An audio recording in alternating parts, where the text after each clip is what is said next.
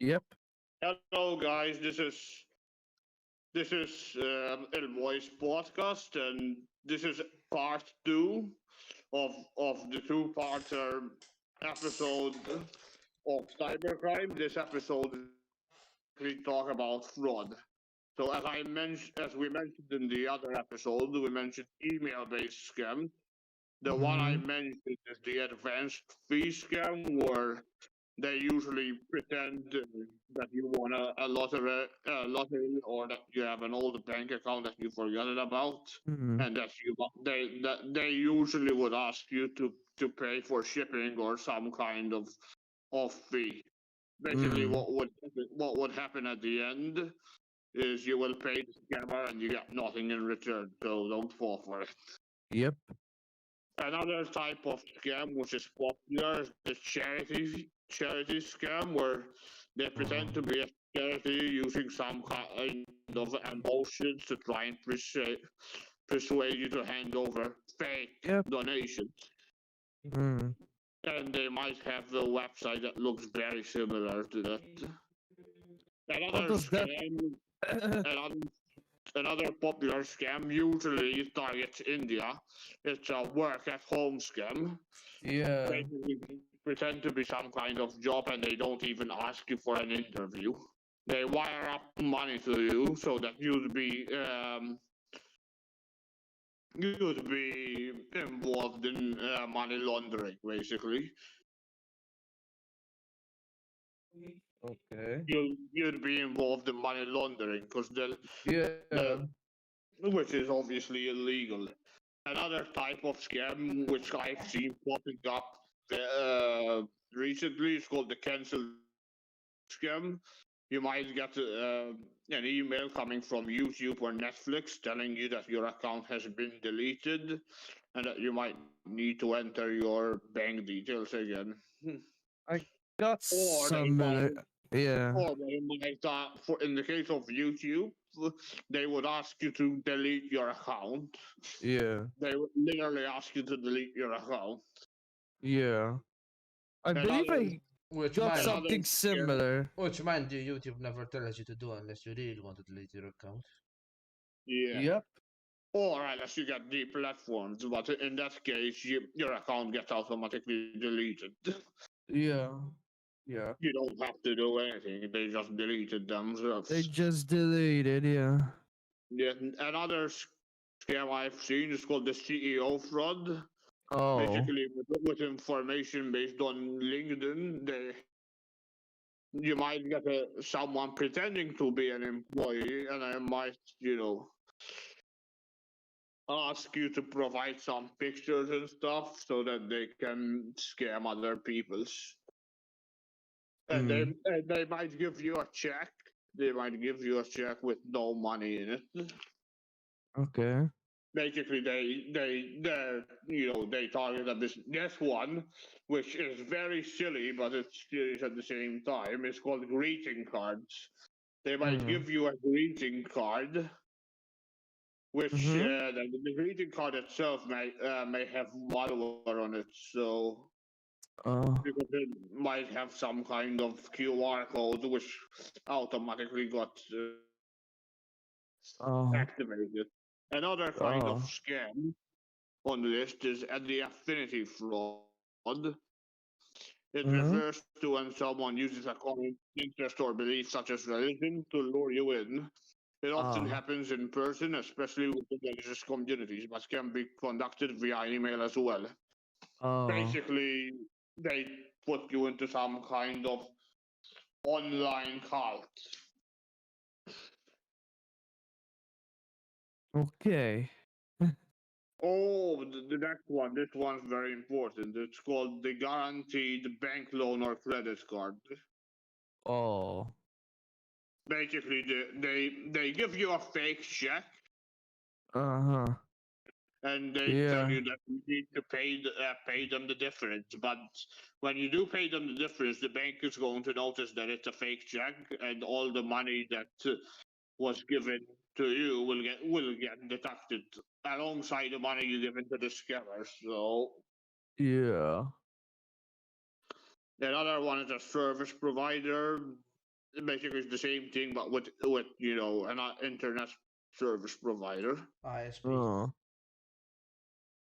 A scam composition scam, yes, believe it or not, this one pops up regularly in spam folders. The email explains that it's the sender in coordinating some compensation for scam victims, and the receiver name is on. Oh, okay. The scam target specifically scam victims. They tell you that they're going to give you money, and they're just going to steal more from you. Yep. A scam within a scam, basically. Oh. Oh, the elder fraud. Elder fraud is basically when they target elderly people because elderly people don't know how to use computers and stuff. Yeah, they're a lot targeted more, which is quite a shame. Investment scams, they might make a fake business and they tell you to pay some kind of money. Yeah. Or Insurance, they they or they might give you pretend there's some some kind of insurance. company. They might give you some kind of insurance and they tell you to get accepted, you need to pay some kind of money. Same with health scams, Okay. something called health scams or drug scams. Okay. Grandparent scam. Oh yeah, they pretend to be someone's long lost grandfather, that they're in jail and that they require you to bail them out. Uh. Extortion. Mm. It follows the basic premise that you need to hand over money urgently or face a predefined consequence, whether it's real or fabricated. Usually, you get a phone call. They pretend to be the IRS or the tax department. They tell you that a lot of or Social Security. They tell you that a lot of crime was seen on your Social Security, and you'll be required to pay some kind of money Okay. so that you don't have to go to jail. All right. The IRS will never call you. Just All saying. right. Ransomware, I think we already mentioned it in the other video, but you can check that video for more information. All right. Sextortion. Oh yeah, sextortion is the same, but it usually involves pornographic type of crime rather than generic. Mm. Hitman. Hitman would usually involve someone actually physically hurting you. Yeah. They Which involves death. tell you that there's an assassin looking for you. They basically would threaten you that they're gonna kill you or kill your family. Yeah. It will. Yeah, there's also a variation of that called the terrorist threat. It's basically the same thing. Then a bomb threat. We already Yeah. talked about the DDoS attack and the phishing. Now we're going. Now we're actually going to talk on what you can do if you think you've been scammed in Malta. So there's a website called for the cybercrime unit. What you can basically do is you can call up their number or you can send them an email. If you believe that you have uncovered a scam or you are a target victim of one, a company called me. Gamma advises you to report this. Do not let the scammer get away with it. Remember that all vulnerable people who may not have the knowledge you have and may be at high risk of being scammed unless the scam is stopped. Oh. The following are entities to whom may wish to make the report. Okay, the cybercrime unit and Malta police force, obviously. You can contact the police directly on polizia.gov.mt. Or you can contact the cybercrime unit directly with computer.crime@gov.mt. Or you can call them on 2294-2231.